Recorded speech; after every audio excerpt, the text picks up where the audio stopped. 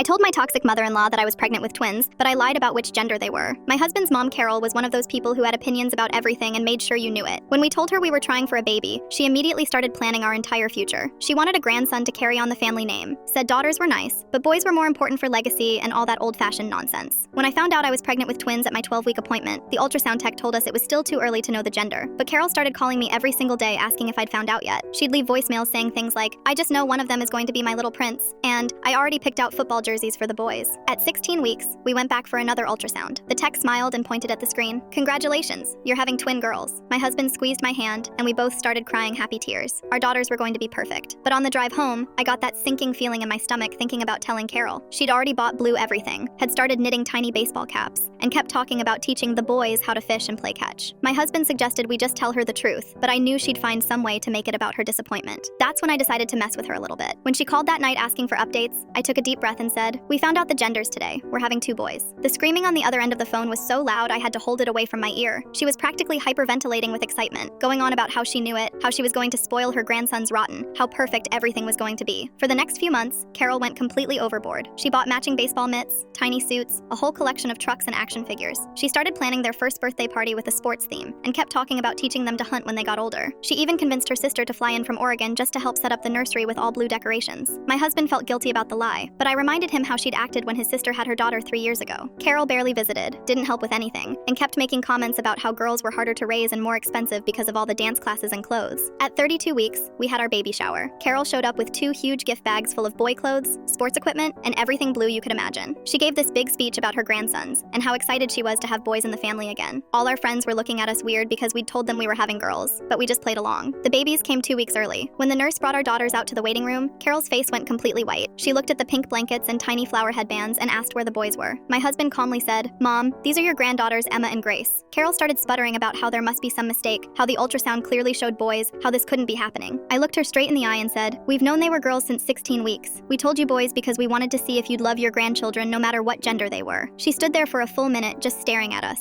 then stormed out of the hospital without even holding the babies. She didn't speak to us for 3 months. When she finally came around, she tried to act like nothing happened, but she never quite bonded with the girls the way she did with my brother-in-law's son who was born the next year.